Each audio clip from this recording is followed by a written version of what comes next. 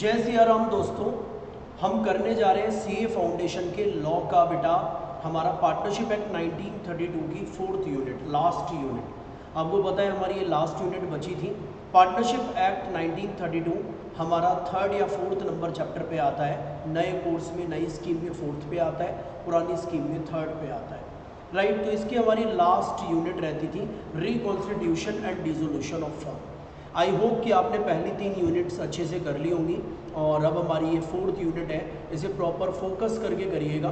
बहुत कम समय में पूरी यूनिट को मैं कंप्लीट करा रहा हूँ। मैक्सिमम हमें 1-1.25 घंटा लगना है इस यूनिट को कंप्लीट करने में, और उसके बाद आपको असाइनमेंट दे दूंगा मैं। असाइनमेंट कंप्लीट करना है, आफ्टर दैट आपका एक टेस्ट हो जाएगा।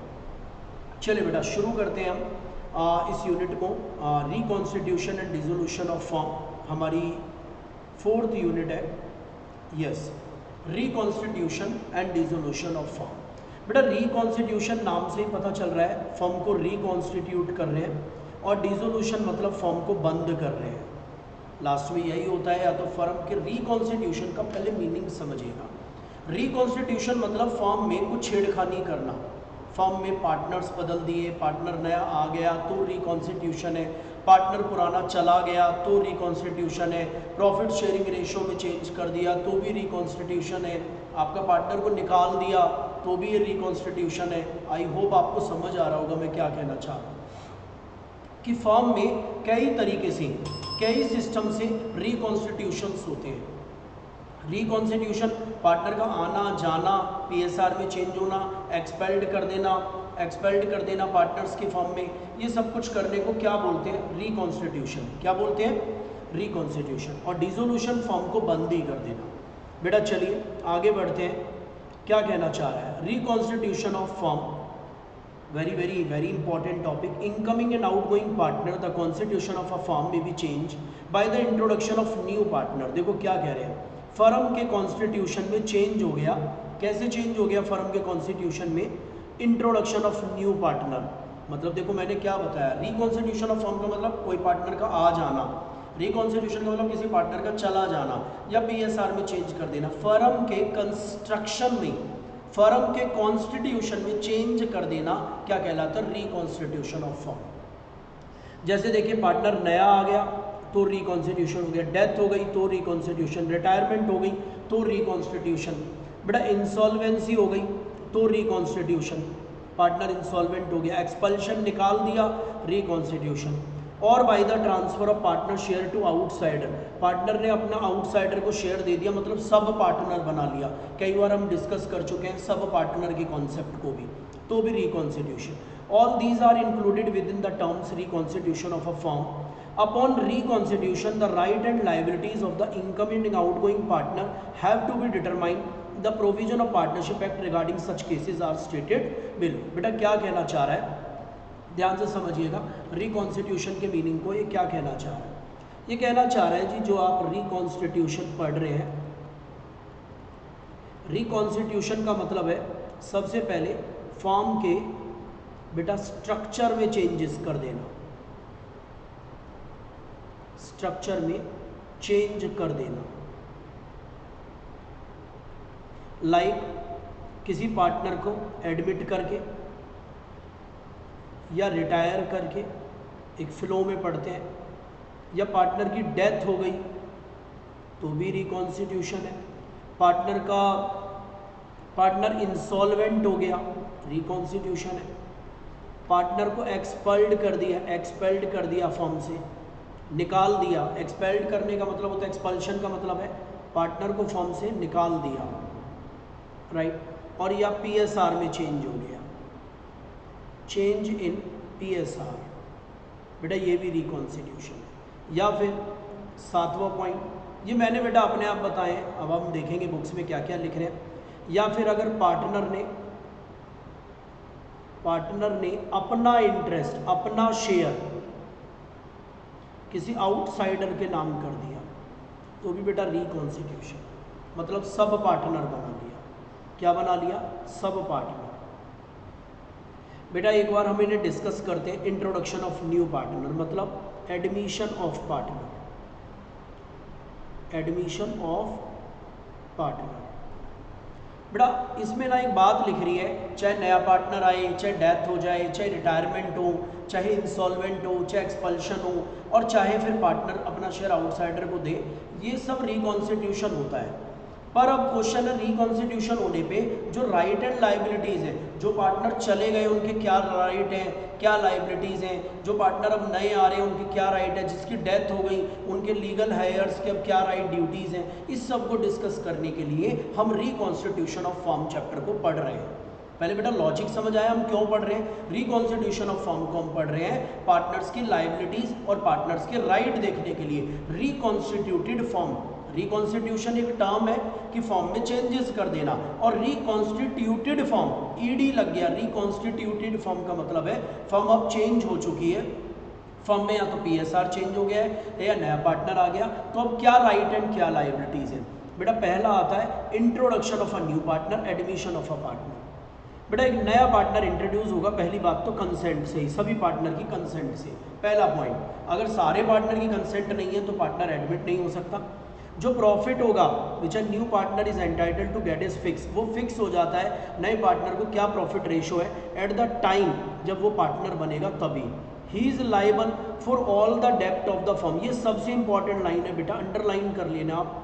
वो लाइबल होगा सभी डेप्ट के लिए जब से वो एडमिशन हुआ है उसके बाद से, पर वो लाइबल नहीं होगा किसी भी ऐसे काम के लिए जो उसके पार्टनर बनने से पहले लाइबिलिटी थी, अनलेस अदरवाइज एग्रीड, जब तक वो एग्री नहीं हो जाता। These rules do not apply to a minor becoming a partner under section 30।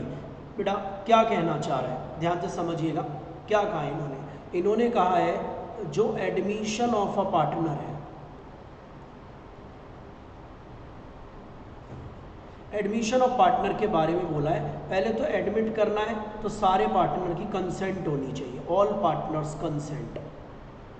अगर एक भी पार्टनर ने मना कर दिया नए पार्टनर को नहीं ले सकते तो नहीं ले सकते। नंबर 2 बेटा, नंबर 2 कहना चाह रहा है उसका जो प्रॉफिट शेयरिंग है वो डिसाइड कर लेंगे स्टार्टिंग में ही जब उसे पार्टनर बना रहे हैं। बेटा क्लियर हुआ? Number 3 very very very important, ये सबसे इंपॉर्टेंट है, वो लायबल होगा, नया पार्टनर लायबल होगा। किसके लिए लायबल होगा? आफ्टर, जब से वो पार्टनर बना है, आफ्टर, समझ आ रहा है? मैं शॉर्ट में ही लिख रहा हूँ बेटा, जब से वो पार्टनर बना है उस पीरियड के बाद जो भी लाइबिलिटीज़ है। सर बिफोर वाली चीज़ों के लिए भी लायबल होगा या नहीं होगा? बिफोर वाली चीज़ों के लिए लायबल नहीं होगा। बिफोर मतलब बिफोर बिकमिंग पार्टनर, आफ्टर मतलब आफ्टर बिकमिंग पार्टनर। बेटा वो लायबल होगा आफ्टर बिकमिंग पार्टनर, पार्टनर बनने के बाद जो भी लाइबिलिटी फॉर्म में आई हैं उनके लिए वो लायबल होगा। क्या वो सर पहली वाली लाइबिलिटीज़ के भी लायबल होगा? नहीं। लेकिन अगर वो एग्री हो गया, हाँ मैं लायबल हूँगा, एग्रीड हो गया कि जी मैं पुरानी लाइबिलिटीज़ के भी लायबल हूँगा, तो बेटा फिर वो लायबल हो जाएगा, और इसे बोलते हैं नोवेशन। हमने पहले भी पढ़ा था बेटा, एक्स के पैसे देने थे फर्म को, मिस्टर एक्स के फर्म ने देने थे।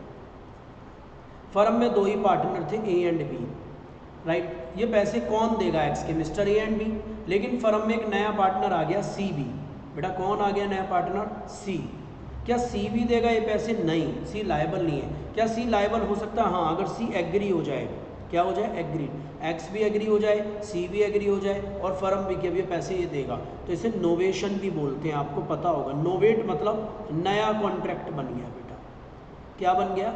नया कॉन्ट्रैक्ट। पार्टनर ने एग्री कर लिया है कि मैं ये पैसे भी दूंगा। देखो लिख रहा है द इनकमिंग पार्टनर लायबल हो सकता है पुरानी लाइबिलिटीज़ के लिए भी बाय नोवेशन, नया कॉन्ट्रैक्ट बनाकर। दैट इज ट्रीपार्टिएट कॉन्ट्रैक्ट होगा। ट्रीपार्टिएट मतलब 3 पार्टीज के बीच में, between A the creditor, be the partner and see the incoming partner. मतलब पुराने पार्टनर, क्रेडिटर और किसके बीच में होगा? इनकमिंग पार्टनर के बीच में एग्रीमेंट कि ये पैसे देगा। बेटा आई होप समझ आ गया होगा ये क्या हो गया। तो इनकमिंग पार्टनर की एडमिशन ऑफ पार्टनर पे पहली सभी पार्टनर की कंसेंट होनी चाहिए। प्रॉफिट शेयरिंग रेशियो शुरू में डिसाइड हो जाएगी।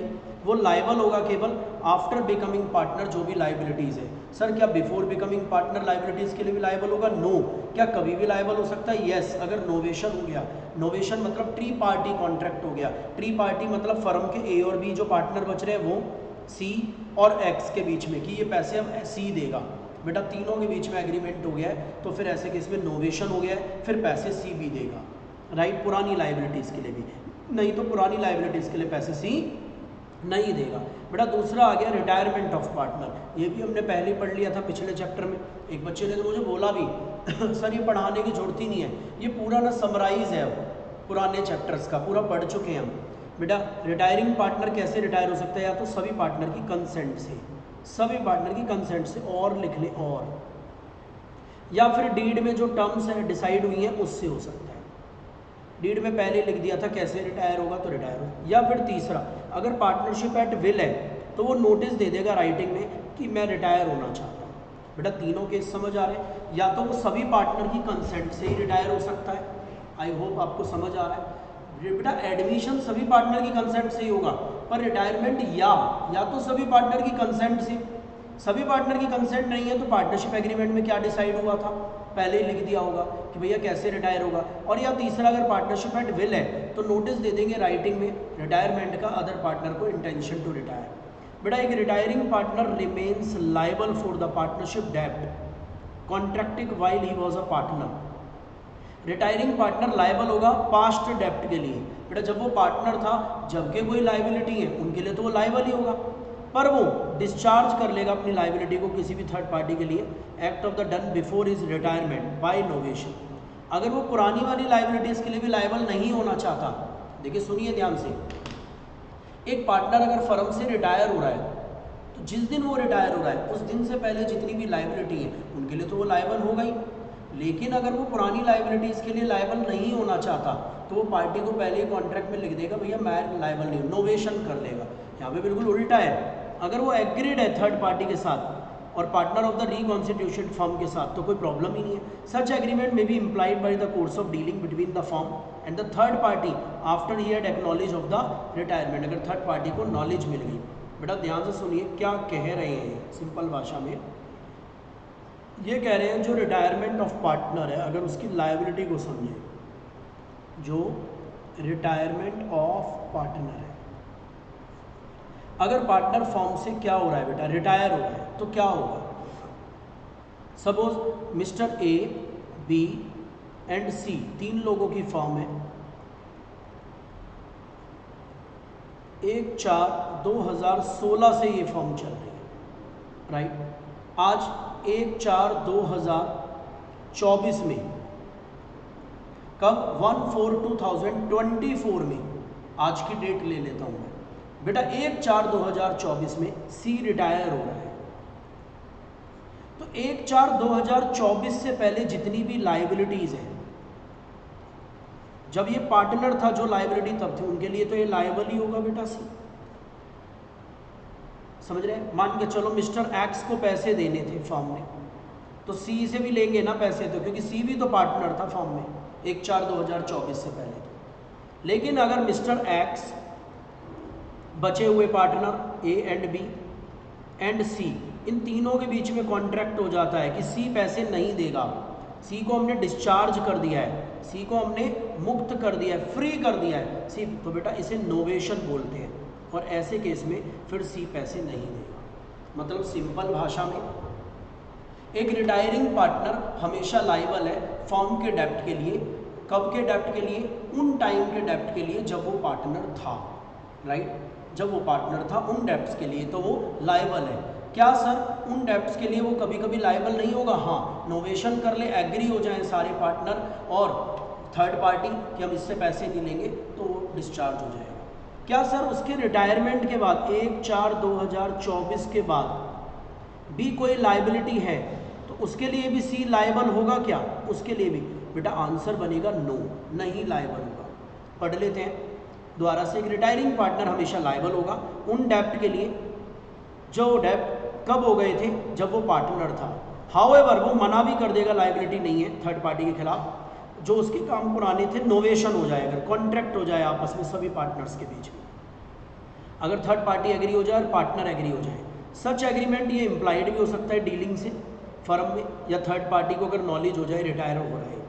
बेटा रिटायर्ड पार्टनर लायबल रहेगा थर्ड पार्टी को ऑल एक्ट के लिए भी until public notice is given of the retirement. ये सबसे इंपॉर्टेंट लाइन है, मतलब बेटा रिटायरिंग पार्टनर को पब्लिक नोटिस देना पड़ता है, ध्यान से समझ लेना। अगर आप रिटायर हो रहे हो तो आपको पब्लिक नोटिस देना पड़ेगा, मैं रिटायर हो रहा हूँ। अगर नोटिस नहीं दिया तो आप लायबल रहोगे रिटायरमेंट होने के बाद भी। फिर पता ही कैसे चलेगा किसी को कि आप रिटायर हो गए? बेटा आज फर्म से लोन ले लिया किसी ने, या फर्म ने लोन ले लिया और मैं भी फर्म में पार्टनर था, पर मैं रिटायर हो गया, तो मुझे बैंक को बताना चाहिए ना मैं रिटायर हो चुका हूँ सर जी, मैं रिटायर हूँ। इसे बोलते हैं पब्लिक नोटिस। अभी डिटेल में हम पढ़ेंगे पब्लिक नोटिस कहाँ छपता है, कैसे छपता है। तो बेटा पब्लिक नोटिस देना पड़ेगा। अगर नोटिस नहीं दिया आपने तो आप रिटायर नहीं माने जाएंगे और आप लायबल रहेंगे फर्म के काम के लिए। ये नोटिस बेटा जो गिवन है either by the retiring partner और by any member of the reconstituted firm. या तो खुद रिटायर पार्टनर दे सकता है ये नोटिस कि मैं रिटायर हो रहा हूँ, या फर्म दे सकती है कि मिस्टर एक्स हमारे यहाँ से, या मिस्टर बी या मिस्टर सी जो भी रिटायर हुआ है ये रिटायर हो गए। बेटा बात समझ आ रही है मैं क्या कह रहा हूँ? एक रिटायर पार्टनर लायबल नहीं है फर्म के डेप्ट के लिए, चाहे उसने नोटिस भी नहीं दिया। एक retire partner is not liable for the डेप्ट ऑफ द फर्म आफ्टर, जब उसने क्या दे दिया है बेटा, अगर पब्लिक नोटिस दे दिया है तो उसके बाद वो लायबल नहीं है। आपको बात समझ आ रही है कि उसके बाद वो लायबल नहीं है अगर उसने पब्लिक नोटिस दे दिया है। बेटा स्लीपिंग पार्टनर, ये इंपॉर्टेंट लाइन है, स्लीपिंग पार्टनर रिटायर हो सकता है बिना पब्लिक नोटिस के भी, बिकॉज उसको तो पहले से कोई नहीं जानता था। आपने पिछली क्लास में पढ़ा था स्लीपिंग पार्टनर क्या होता है। स्लीपिंग पार्टनर को तो कोई जानता ही नहीं था, तो स्लीपिंग पार्टनर अगर रिटायरमेंट का नोटिस ना दे तो चलेगा। तो यहाँ से हमारी क्या क्या कलेक्शन है बेटा? हमारी कलेक्शन है, अगर हम इसको समराइज़ करें, मैं इसको अगर समराइज़ कर दूँ तो बेटा याद रखें रिटायरमेंट पे रिटायरिंग पार्टनर, बेटा किसकी बात चल रही है? Retiring partner. एक मिनट,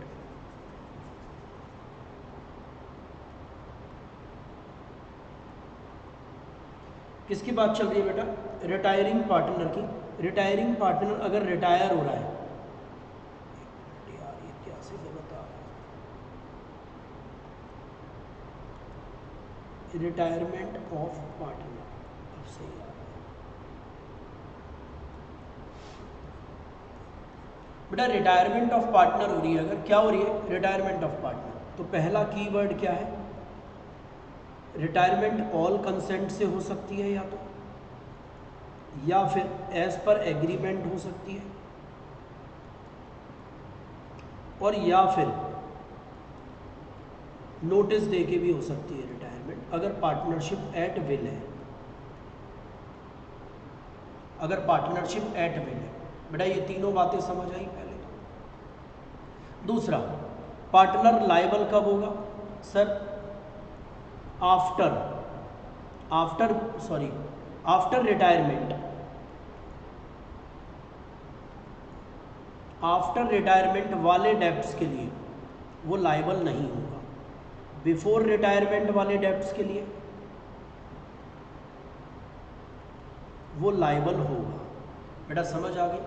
बिफोर रिटायरमेंट वाले डेब्ट्स के लिए वो लायबल होगा, पर आफ्टर रिटायरमेंट वाले डेब्ट्स के लिए वो लायबल नहीं होगा। बिफोर रिटायरमेंट वाले डेब्ट्स के लिए भी वो लायबल नहीं होगा अगर नोवेशन हो जाए, वो थर्ड पार्टी को एग्री कर ले, बचे हुए पार्टनर को एग्री कर ले। जैसे ए एंड बी बचे हुए थे हमारे केस में और सी रिटायर हुआ था, ए और बी भी एग्री हैं, मिस्टर एक्स भी एग्री हैं जिनको पैसे देने थे, और खुद सी भी एग्री है। इसे बोलते हैं नोवेशन। क्या बोलते हैं? नोवेशन। सर बिफोर रिटायरमेंट वाले एक्ट के लिए वो लायबल होगा, पर नहीं होगा अगर नोवेशन हो गया।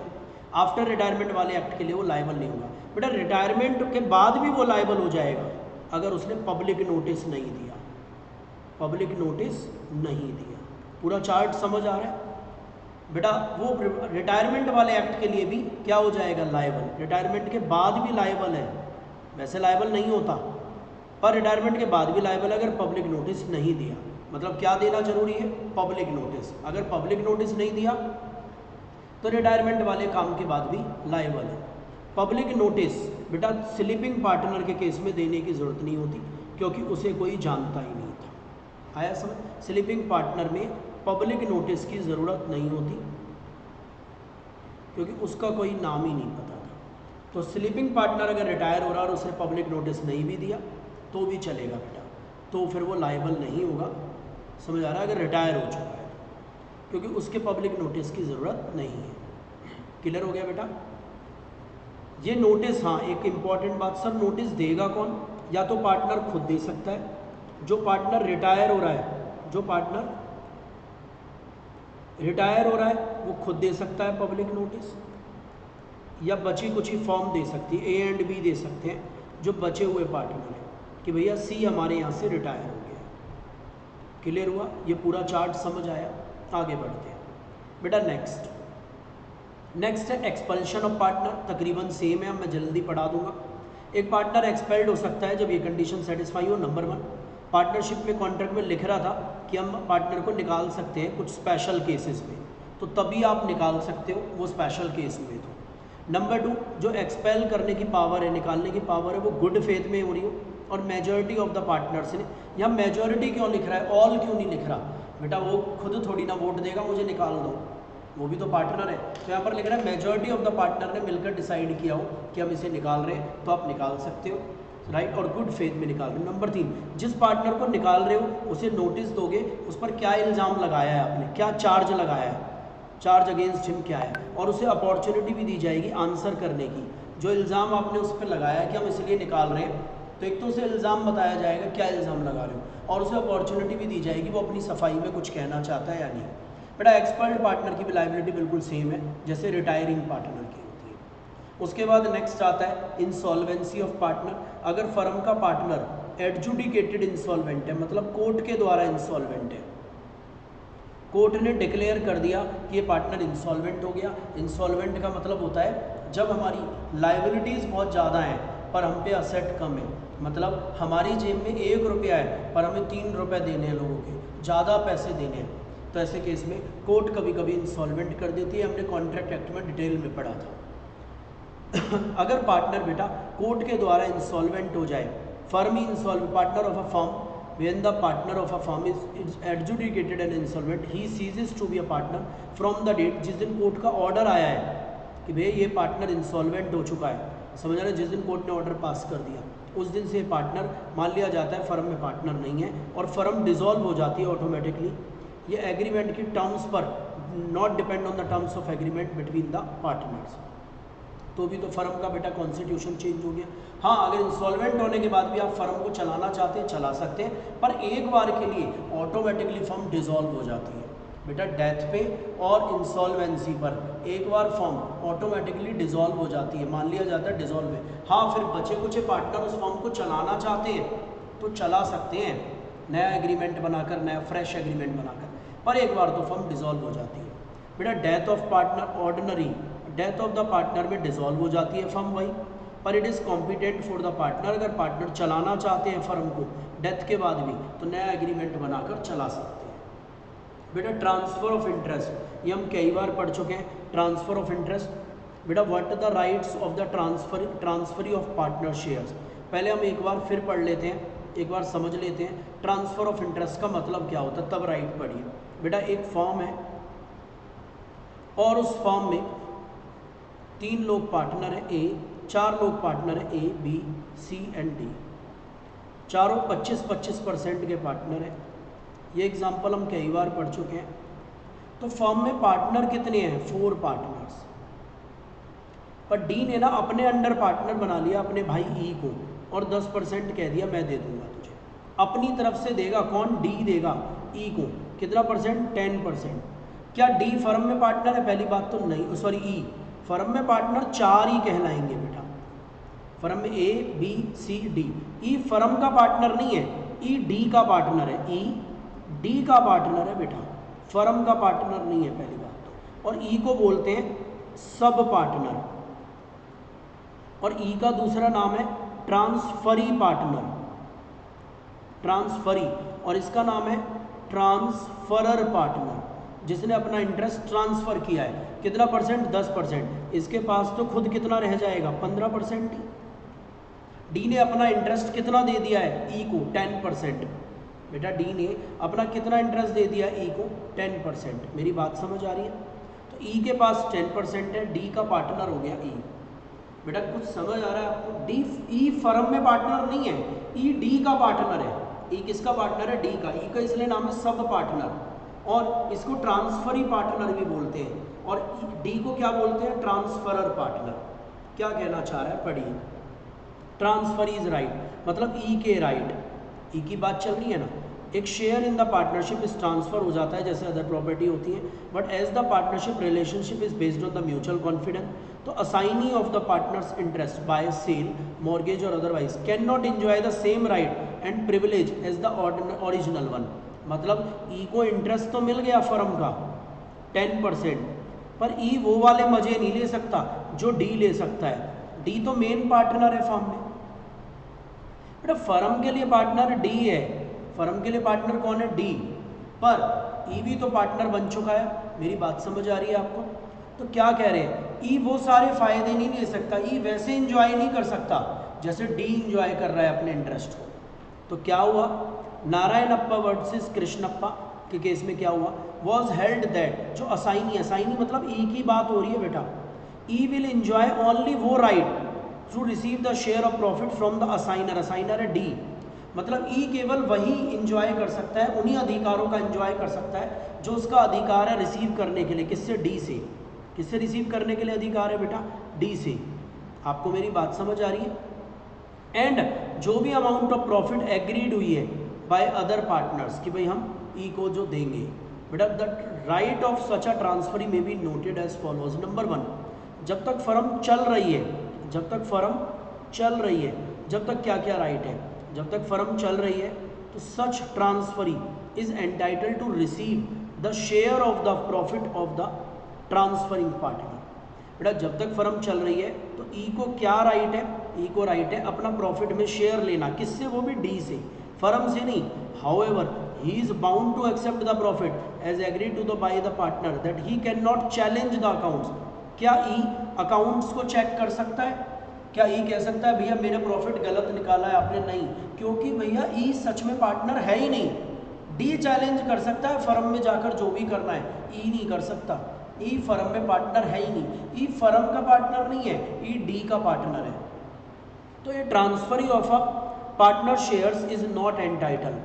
बेटा पार्टनर्स के शेयर का जो ट्रांसफर है मतलब ई ये काम नहीं कर सकता। नंबर 2, क्या फर्म में इंटरफेयर कर सकता है फर्म के बिजनेस के लिए? नो। अकाउंट्स मांग सकता है? नो। किताबें चेक कर सकता है? नो, क्योंकि ई पार्टनर है ही नहीं। पार्टनर कौन है? डी। बेटा अगर फर्म बंद हो गई है on the dissolution of firm, क्या राइट है इसके? फर्म के डिसोल्यूशन पर अगर फर्म बंद हो रही है या retirement of the transferring partner, D he retire हो रहा है, डी ही रिटायर हो रहा है, अगर डी के साथ गलत होगा, डी को कम पैसा मिलेगा तो ऑटोमेटिकली ई को भी तो कम मिलेगा, क्योंकि डी कहाँ से लेगा पेमेंट? फर्म से। और डी किसको देगा ये पेमेंट? ई को। तो ई को भी तो गलत देगा जो 10% होगा। तो ई भी लड़ सकता है। अब देखो तो ट्रांसफरी लड़ सकता है, मतलब ई लड़ सकता है कब? या तो फर्म ही बंद हो रही है या डी रिटायर हो रहा है। तो ई किस चीज़ के लिए लड़ सकता है जरा पढ़िए। नंबर 1, एक तो जो असेट्स में शेयर है फर्म में, किसका? डी का, वो ढंग से दो भैया, क्योंकि आप डी को जब ढंग से दोगे पैसे तो डी मुझे ढंग से देगा। और B, for the purpose of ascertaining the share to an account as from the date of dissolution. बेटा असर्टेन करने के लिए, शेयर को असर्टेन करने के लिए कितना शेयर निकाल रहे हैं आप अकाउंट्स वगैरह को भी आप मांग सकता है, कहाँ से? डिसोल्यूशन की डेट से चेकिंग कर सकता है कि भाई डिसोल्यूशन की डेट के बाद से हमें चेक कराइए अकाउंट्स को कैसे शेयर निकाला है आपने, कितना कितना पैसा डी के हिस्से में आया है। बेटा अगला पॉइंट है right and liabilities of an outgoing partner. एक पार्टनर अगर फर्म से जा रहा है उसकी क्या राइट है? आउट गोइंग पार्टनर नंबर 1, बेटा कई बार पढ़ चुके हैं, फर्म जैसा बिजनेस कर सकता है? यस कर सकता है, पर फर्म का नाम यूज़ नहीं कर सकता, फर्म के ग्राहकों को बेटा प्रेजेंट नहीं कर सकता अपने आप को कि मैं ही तो चला रहा था फर्म पहले, सॉलिसिट नहीं कर सकता, पटा नहीं सकता कस्टमर्स को कि ऑलरेडी वो फर्म मेरी थी फर्म को छोड़ने से पहले। ये रिस्ट्रिक्शन बेटा कॉन्ट्रैक्ट टू द कॉन्ट्रेरी है। और ये भी मतलब ये सब भी कर सकता है, वो फर्म का नाम यूज़ कर सकता है, रिप्रेजेंट कर सकता है, अगर कॉन्ट्रैक्ट ही बनाकर गया कि मैं ये करूँगा।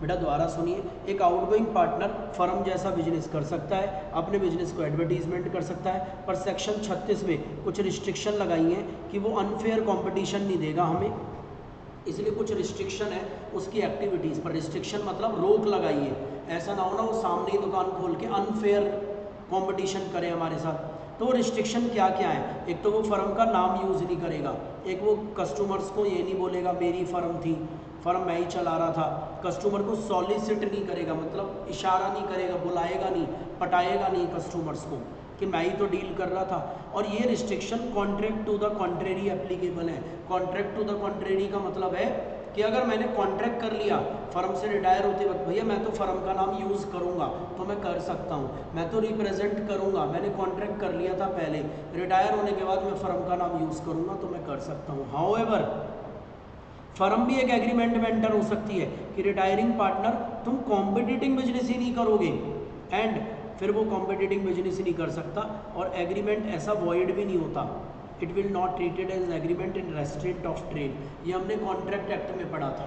मतलब सर समराइज़ करेंगे आप इसे भी थोड़ा सा, यस इसे हम बेटा समराइज़ करते हैं प्यार से। बेटा जो पार्टनर जा रहा है, रिटायरमेंट वाला पार्टनर, रिटायरमेंट ऑफ पार्टनर पर राइट्स आ रहे हैं, राइट्स क्या है, ये चार्ट्स बेटा बना लेना आप भी। राइट क्या है, राइट है क्या वो कॉम्पिटिटिंग बिजनेस कर सकता है, यस कर सकता है, एडवर्टीजमेंट कर सकता है, यस कर सकता है, राइट। क्या वो अनफेयर कंपटीशन कर सकता है, नहीं कर सकता, इसके लिए कुछ रिस्ट्रिक्शंस लगाई गई हैं। ऐसे तो वो चौधरी बन जाएगा, अपने बिजनेस को प्रमोट करेगा, हमारी फर्म से जाने के बाद हमारी फर्म को बर्बाद कर देगा। तो अनफेयर कंपटीशन के लिए पहली रिस्ट्रिक्शन क्या है, फर्म का नाम यूज़ नहीं करोगे। नंबर 2 क्या है, आप ये नहीं बताओगे कस्टमर्स को कि आप ही देखो ये लिख रहा है कि आप डील रिप्रेजेंट नहीं करोगे कि आप फर्म के बिहाफ पर काम कर रहे हो, आप रिप्रेजेंट नहीं करोगे, ये वर्ड लिख देते हैं, रिप्रेजेंट नहीं करोगे कि आप ऑन बिहाफ ऑफ फर्म कर रहे हो, ऑन बिहाफ ऑफ फर्म कर रहे हो। और तीसरा, फर्म के कस्टमर्स को सॉलिसिट नहीं करोगे, मतलब पटाओगे नहीं, मैं ही तो फर्म का पार्टनर था पहले, आप मेरे साथ ही डील कर लो, ये सब नहीं करोगे, ये सब नहीं करोगे। पर ये सब भी कर सकते हो अगर आपने पहले ही एग्रीमेंट कर लिया कि मैं तो ये सब करूँगा, तो आप कर सकते हो बेटा। कॉन्ट्रैक्ट टू द कॉन्ट्रेरी कर लिया तो कर सकते हो, नहीं तो नॉर्मली ये सब आप नहीं कर सकते। अच्छा दूसरा, क्या आप कॉम्पिटिटिंग बिजनेस कर सकते हो, यस। क्या आप अपने बिजनेस को ऐड कर सकते हो, यस। आपको पूरी ट्रेड करने की छूट दी गई, आप कर सकते हो। पर कभी कभी अगर हमने एग्रीमेंट कर लिया फर्म ने कि आप अभी लोकल एरिया लोकल लिमिट में अपनी दुकान नहीं खोलोगे, कॉम्पिटिटिव बिजनेस भी नहीं कर सकते, तो क्या हम किसी के ट्रेड को रोक रहे हैं, रेस्ट्रेंट ऑफ ट्रेड कर रहे हैं, यस सर रोक रहे हैं, पर ये वैलिड है बेटा, ये हमने कॉन्ट्रैक्ट एक्ट में भी पढ़ा था, ये वॉइड नहीं है, ये वैलिड है।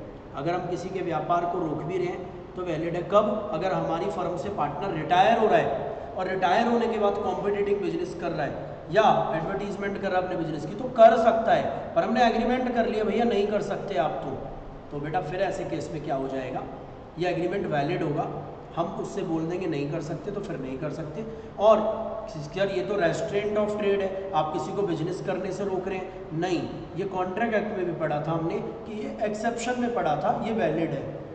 वैसे किसी के व्यापार को रोकना आपको याद होगा वॉइड होता है, रेस्ट्रेंट ऑफ ट्रेड किसी को बिजनेस करने से रोकना वॉइड होता है, पर हमने वहाँ एक्सेप्शन में पढ़ा था अगर रिटायरिंग पार्टनर को हम बिजनेस करने से रोक रहे हैं और एग्रीमेंट कर रहे हैं तो वो वॉइड नहीं है, वो वैलिड है। यही यहाँ पे लिख रहा है बेटा, अब आपको समझ आ गया।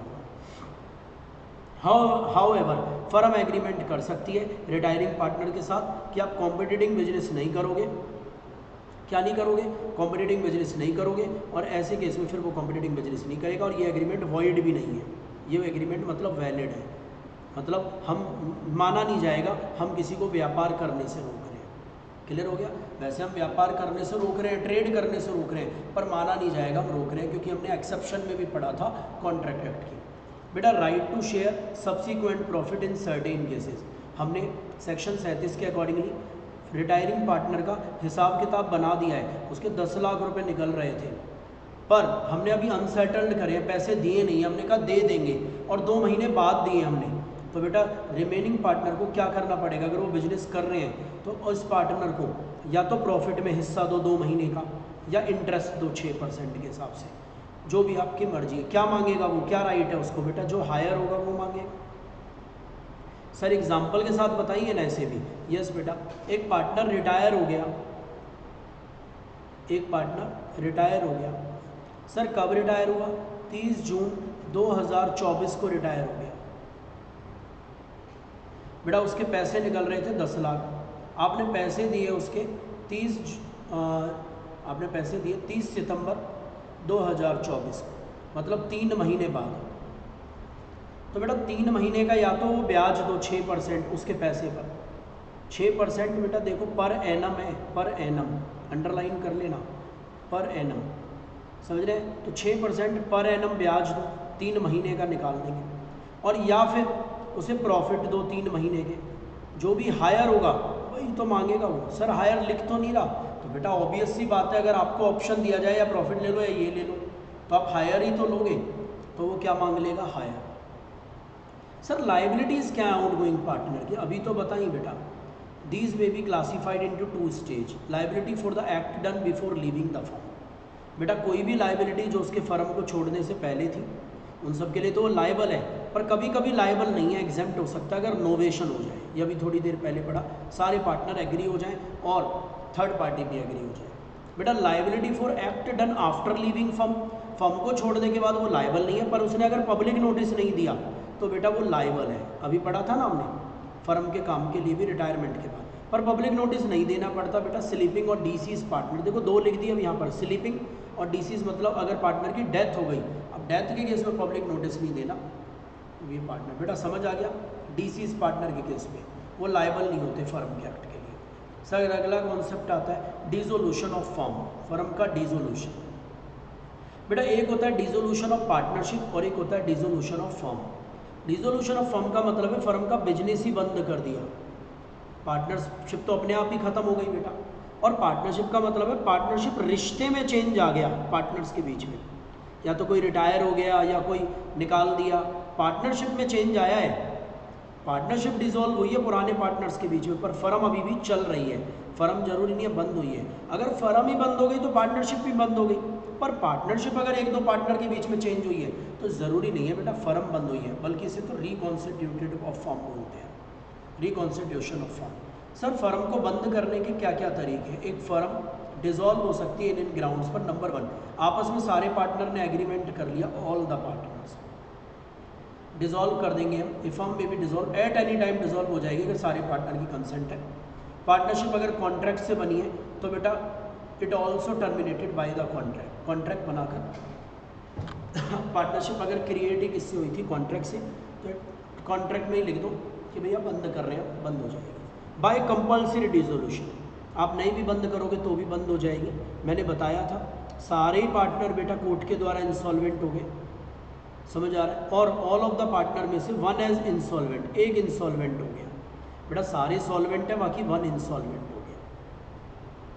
मैंने बताया ना इंसॉल्वेंट में ऑटोमेटिकली एक बार के लिए फर्म बंद हो जाती है, फिर बचे कुछ पार्टनर चलाना चाहें। सर आपने तो डेथ भी बताया, तो लिख तो रहा है बेटा, डेथ भी आ जाएगा, नीचे आ जाएगा।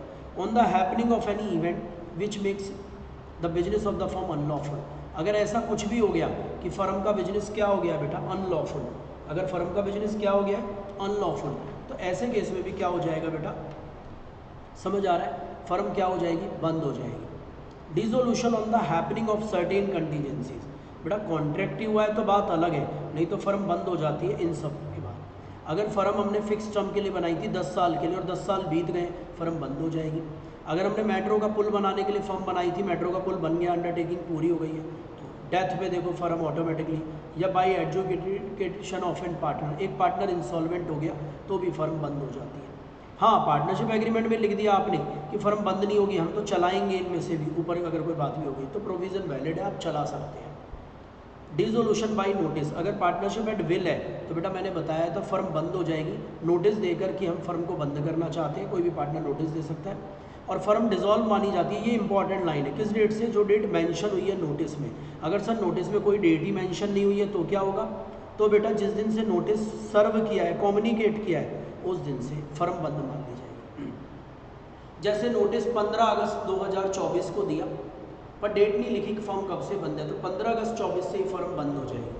15 अगस्त 24 को नोटिस दिया, पर उसमें लिख दिया 20 अगस्त 2024 से फर्म बंद है, तो 20 अगस्त 2024 से फर्म बंद हो जाएगी।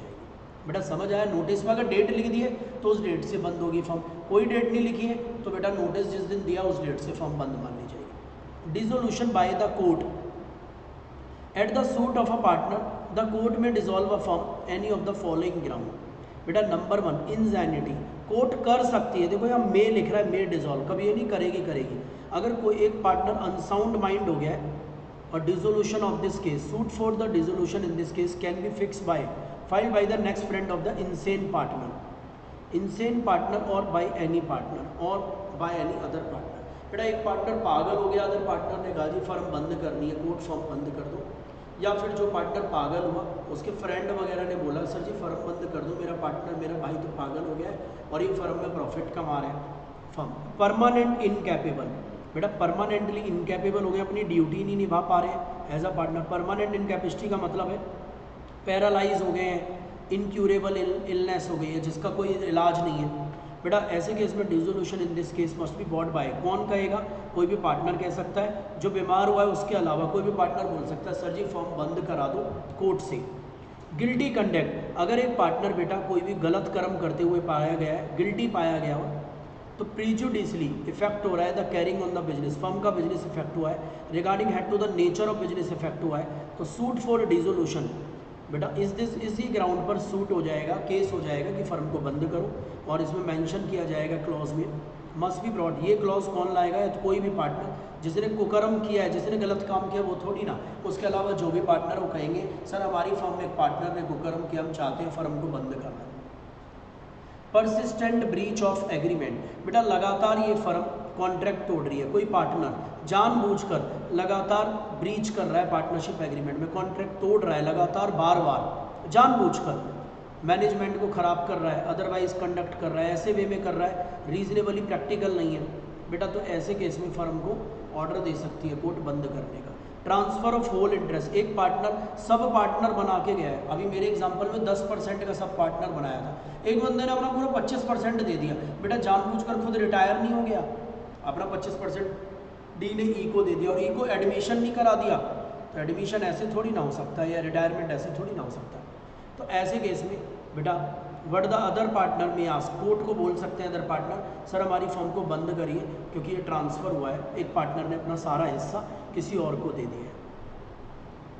बेटा नेक्स्ट लॉस, अगर फर्म कॉन्टीन्यूसली लॉस में जा रही है, लॉस के अलावा सिंस द मोटिव तो प्रॉफिट कमाना था, पर फर्म कॉन्टीन्यूसली लॉस में जाएगी और कोर्ट को पता है कि अब प्रॉफिट हो ही नहीं सकते, इम्पॉसिबल है, तो फर्म को बंद करने का ऑर्डर दे सकती है। Just and equitable clause, just and equitable का मतलब होता है सबके साथ इंसाफ हो। बेटा कोर्ट को ऐसा लगता है कि कोर्ट न्याय नहीं कर रही है अगर इस फर्म को बंद नहीं करेगी, कोर्ट को ऐसा फील होता है इस फर्म को बंद करना पब्लिक इंटरेस्ट में ठीक है, मतलब सबके साथ बराबर व्यवहार होगा, इक्विटेबल व्यवहार होगा, तो जस्ट मतलब जस्टिस करने के लिए और सबके साथ इक्वल समान व्यवहार करने के लिए भी कोर्ट इस क्लॉज को दे सकती है। डिस्क्रिशनरी पावर है कोर्ट की, कोर्ट फर्म को बंद कर सकती है। कोर्ट को लगता है कि इनका बिजनेस चलाना ठीक नहीं है, do not come within any of the foregoing clauses but which are considered to be fit and proper cases for dissolution. Court को लगता है कि इन्हें माफ़ नहीं करना चाहिए और इनकी फर्म को बंद करना चाहिए, तभी सभी फर्म के लिए सही रहेगा, पब्लिक के लिए सही रहेगा, तो कोर्ट ऑर्डर दे सकती है इनकी फर्म को बंद करो। सर एक बात बताइए, अगर फर्म बंद हो जाती है तो डिसोल्यूशन के बाद क्या क्या कॉन्सिक्वेंसेज है? बेटा right and liabilities of partner on dissolution, dissolution पर पार्टनर्स के क्या राइट है क्या लाइबिलिटी है। एक फर्म अगर डिसॉल्व हो जाती है तो business of the firm wound up हो जाएगा, वाउंड अप होने का मतलब है बंद करना पड़ेगा। देखो फर्म डिसॉल्व हुई है, डिसोल्यूशन एक टर्म है, पर वाइंडिंग अप करना मतलब जो चल रही हैं चीज़ें उन्हें तो बंद करोगे, वाइंडिंग अप में टाइम लगेगा। वाइंड अप करना मतलब फाइनली सारी चीज़ों को जो अनकम्प्लीट चीज़ें हैं उन्हें कंप्लीट करो। जैसे सपोज हम अपनी नीरज मित्तल क्लासेस एक फर्म है, पार्टनरशिप फर्म है, और अभी हमारा एक बैच चल रहा है, पर हम इस फर्म को बंद करना चाहते हैं, आज हमने फाइनल ऑर्डर ले लिया, फर्म डिसॉल्व कर रहे हैं, तो बेटा अभी जो बैच चल रहा है वो तो हमें कंप्लीट करना पड़ेगा, वो काम तो कंप्लीट करने पड़ेंगे जो ऑलरेडी चल रहे हैं। इस प्रोसेस को बोलते हैं वाउंड अप। किसी के पैसे देने हैं तो देने पड़ेंगे, किसी से लेने हैं तो लेने पड़ेंगे। तो जो असेट्स हैं फर्म की, the assets are realise to pay the debt, assets को बेचेंगे डेट को पे करने के लिए, कोई सरप्लस बचेगा तो वो बेटा डिस्ट्रीब्यूट हो जाएगा पार्टनर्स के बीच में। For the purpose of winding of the firm, firm को बंद करने के लिए जो प्रोसेस है, partner process certain rights are subject to certain liabilities and these are discuss below. क्या राइट है क्या लाइबिलिटीज़ है पार्टनर के, पढ़ लेते हैं। Right to have the business wound up, firm के डिसोल्यूशन पर पार्टनर को राइट है कि फर्म के बिजनेस को वाउंड अप करे और जो फर्म के डेप्ट है उन्हें सेटल करे, फर्म की प्रॉपर्टीज़ को बेचकर जो भी है, फर्म के पैसों को, जब भी तो मैंने बताया वाउंड अप होगा। अब फर्म में अभी पैसे देने और आप फर्म को बंद करके चले जाओ, ऐसे नहीं कर सकते। वाउंडिंग अप प्रोसेस होगी, इसमें सभी के पैसे जो देने हैं दोगे, लेने हैं लेने हैं। अगर कोई batch to have the surplus, कोई सरप्लस बचता है तो पार्टनर्स के बीच में बढ़ जाएगा। Continuing authority to partner for the purpose of winding up, बेटा आ गया ये पॉइंट। पार्टनर की अथॉरिटी है बेटा, फर्म के लिए काम करते रहो, वाइंड है, सारे पार्टनर कंटिन्यू रहेंगे। डिसोल्यूशन के बाद भी काम करना पड़ेगा दो पर्पस के लिए। Number 1 to wind up the affair of the firm, for example recovering money, debtor से पैसे लेने हैं तो अभी फर्म चलती रहेगी डिसोल्यूशन के बाद भी, नया काम नहीं पकड़ेगी, पर जो पुराने काम है उन्हें तो समेटना पड़ेगा बेटा।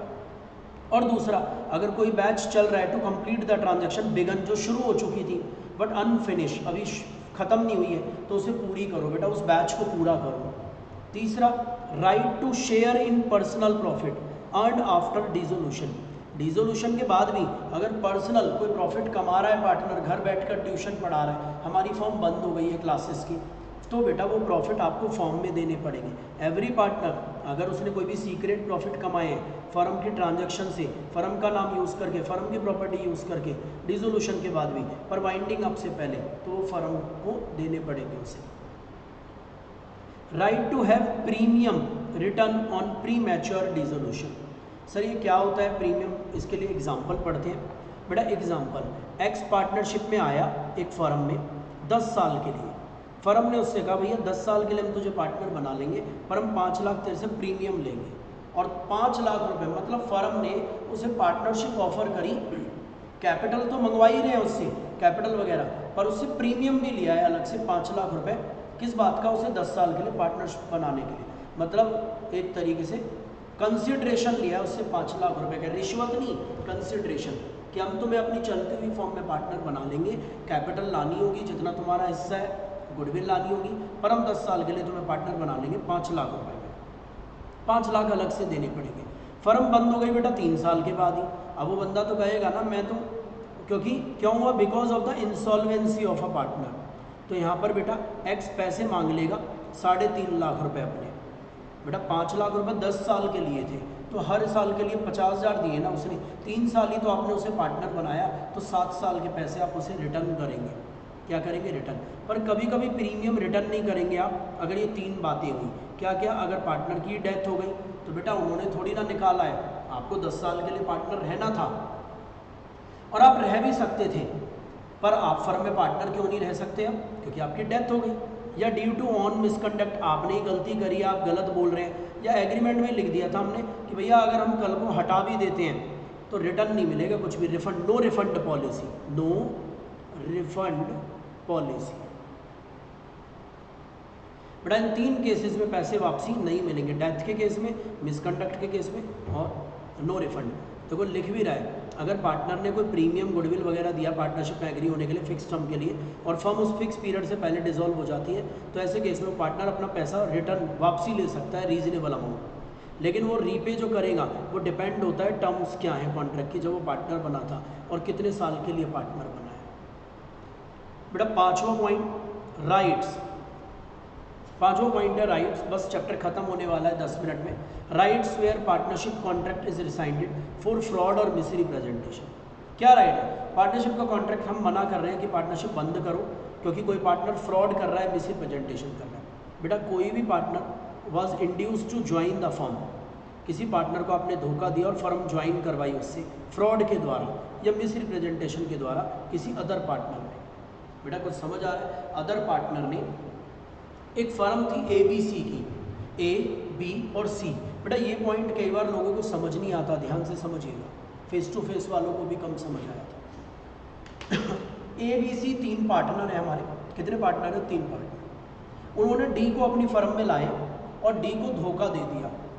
क्या धोखा दे दिया कि D को फर्म ज्वाइन करवा दी, उससे 10 लाख रुपए कैपिटल के भी ले लिए और उसे फ्रॉड करा उसके साथ। सर जो एग्री पार्टनर है डी मीन्स हमारे एग्जाम्पल में, उसको क्या क्या राइट है?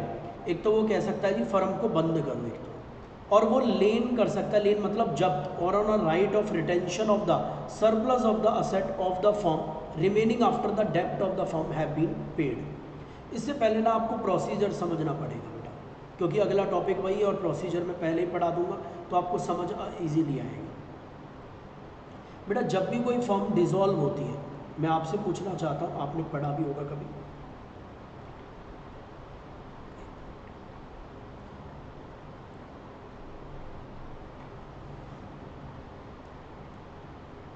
सिग्नेचर में क्या होगा?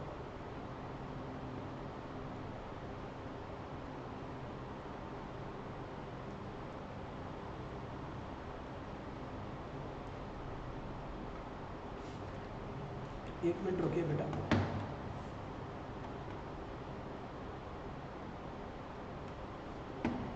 यस बेटा, जब भी कोई फॉर्म डिसॉल्व होती है, क्या होती है? डिसॉल्व होती है। जब भी कोई फॉर्म क्या होती है बेटा? डिसॉल्व।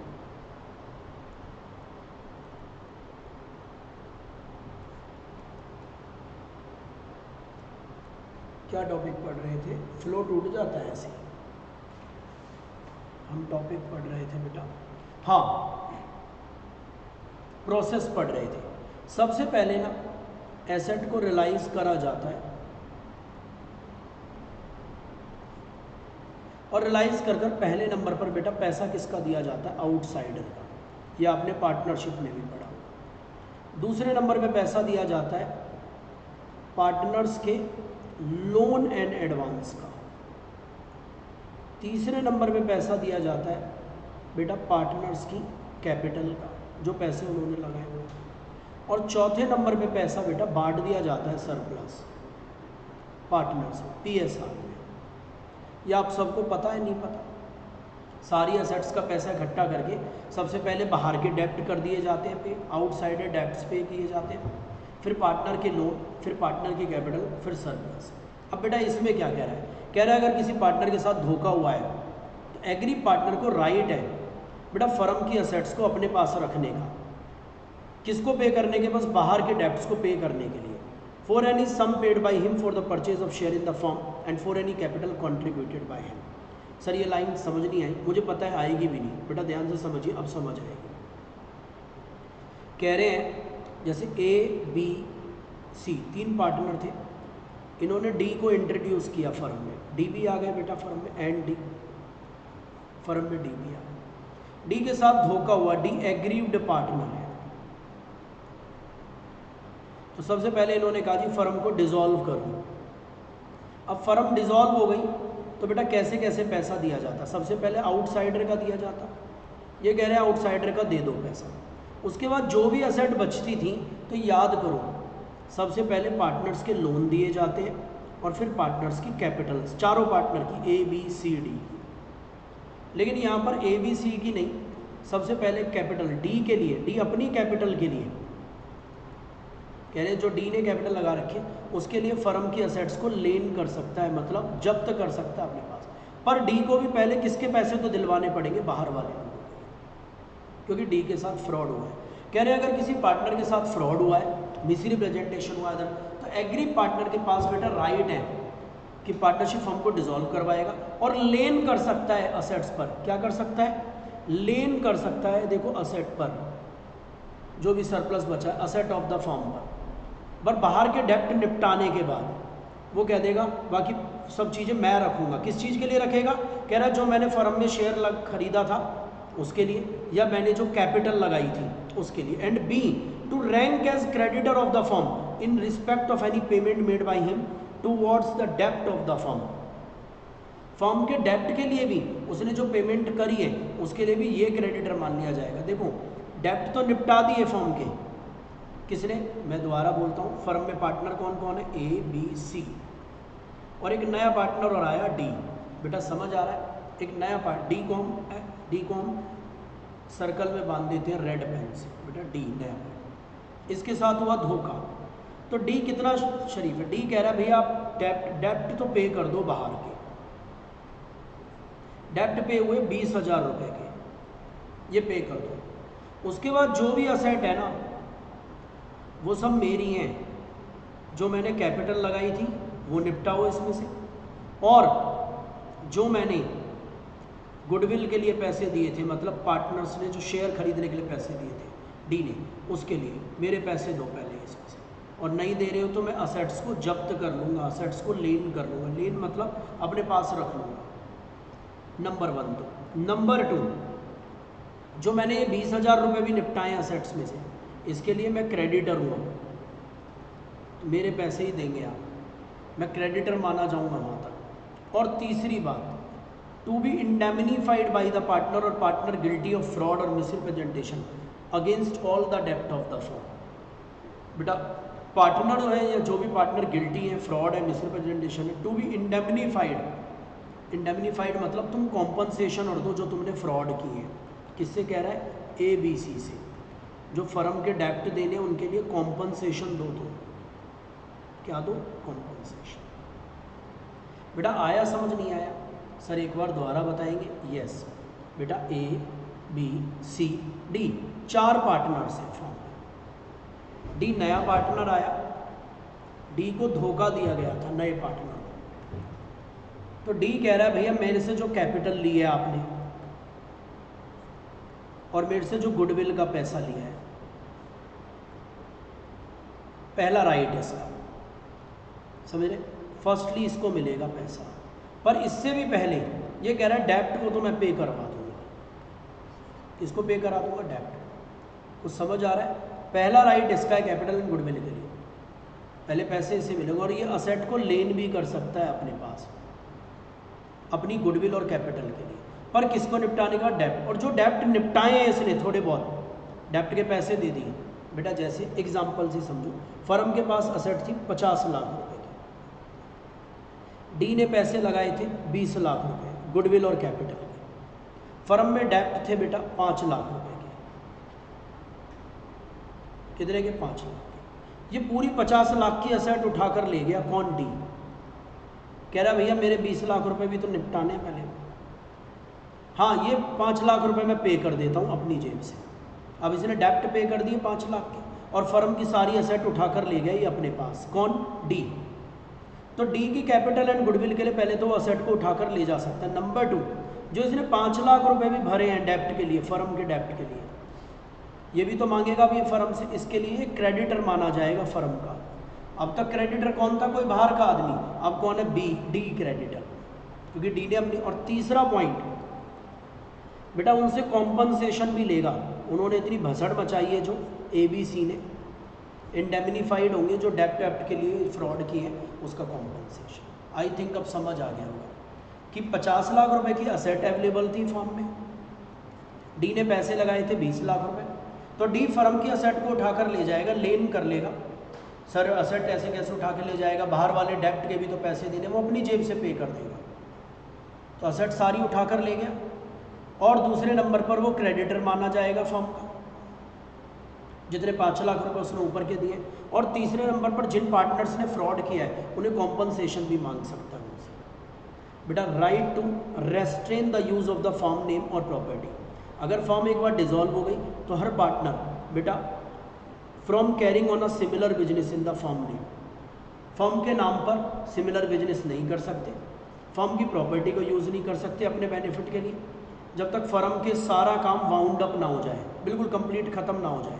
हाउएवर अगर किसी पार्टनर के राइट को ख़राब नहीं करता है उसके लिए, अगर उसने who bought the goodwill of the firm to use the firm name, अगर किसी ने फर्म का नाम ही खरीद लिया है, बेटा क्या बोल रहा हूँ मैं, अगर किसी पार्टनर ने फर्म का नाम ही खरीद लिया, फर्म तो डिसॉल्व हो गई, वो कह रहा है मैं फर्म को पैसे दे रहा हूँ नाम, तो वो यूज़ कर सकता है। नहीं तो आप फर्म का नाम, फर्म की प्रॉपर्टी ये यूज़ नहीं कर सकते अगर फर्म एक बार डिसॉल्व हो गई।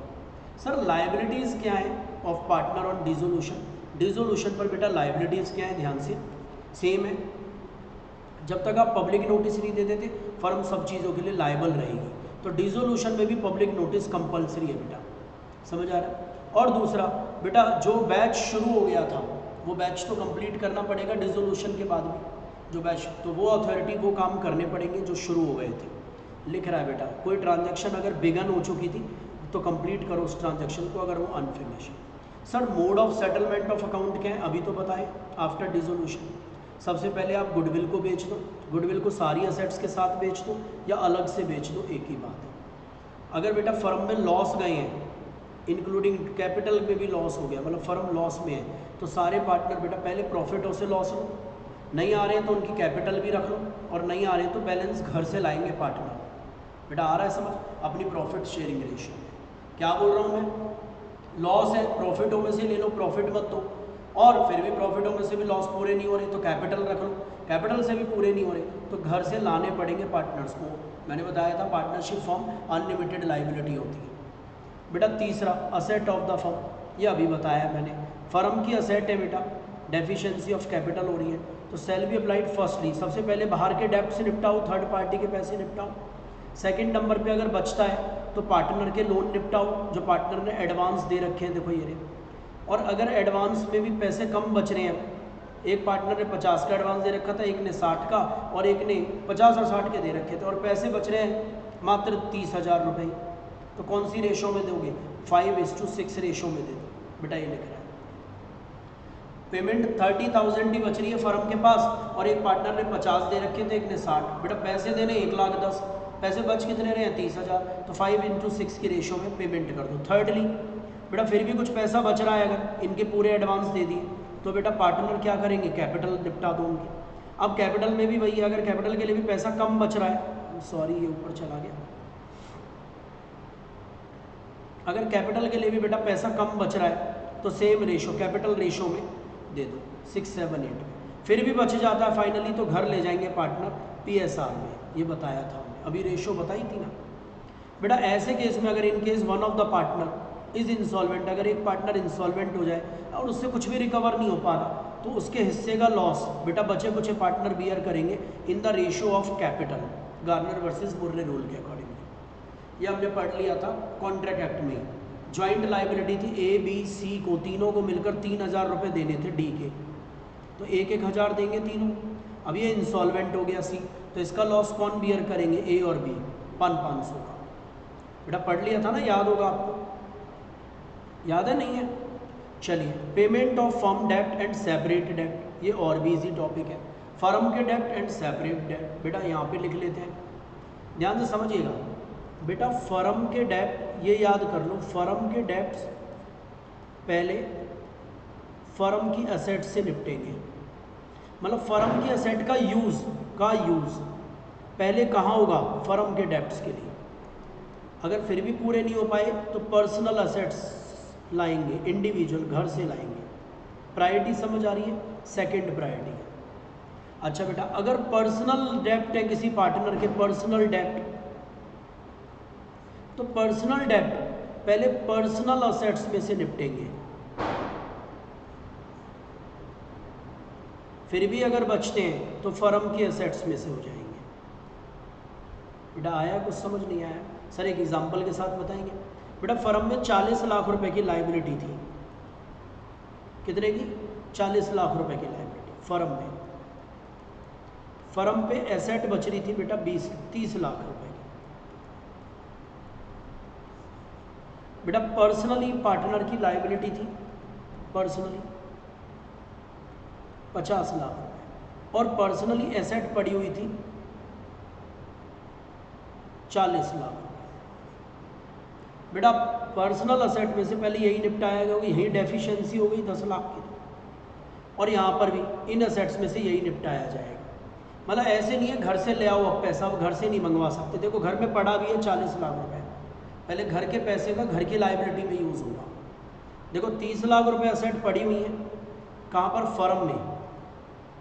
अभी भी 10 लाख रुपए और चाहिए तो घर से लाने भेजा पार्टनर को, पर घर से नहीं मिलेंगे क्योंकि घर से पहले घर की लाइबिलिटी निपटेंगी, फिर अगर पैसा बचता है तो फर्म में आएगा, पर यहाँ तो बच ही नहीं रहा, उल्टा डेफिशिएंसी है।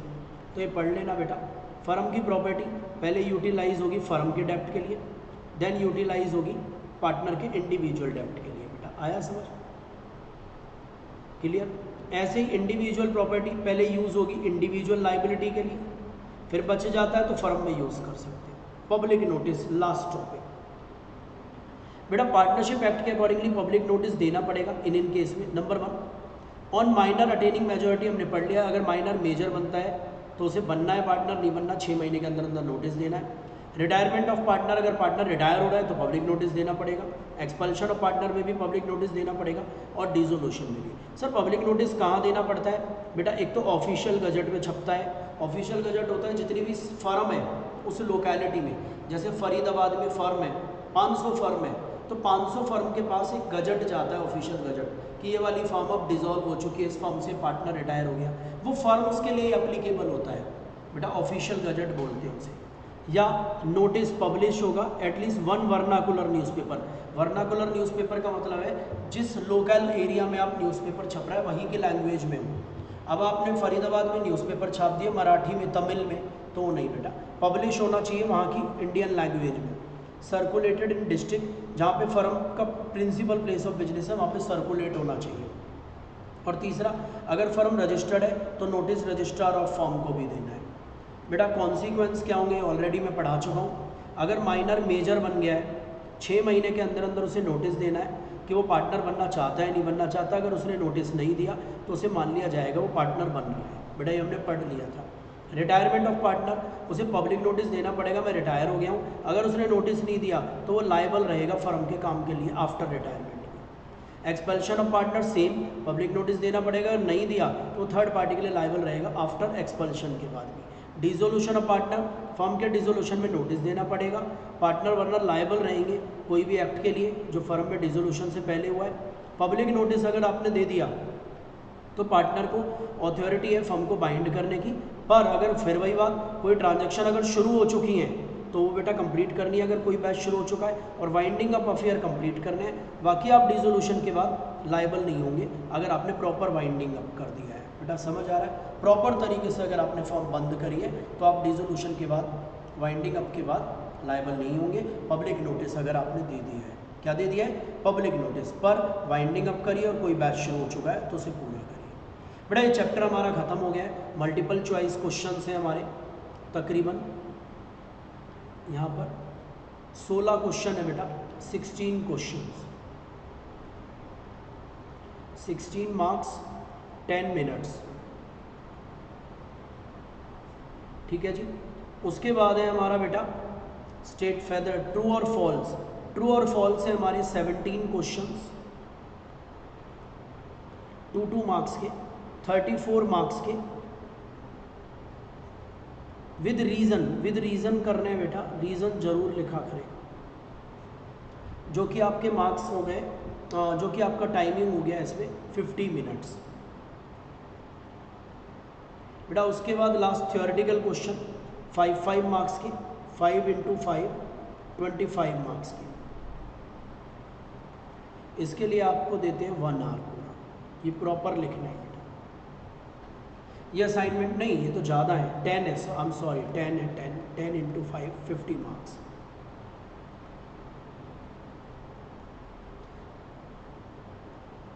जिसके लिए आपको टाइम मिलेगा 1.5 घंटे।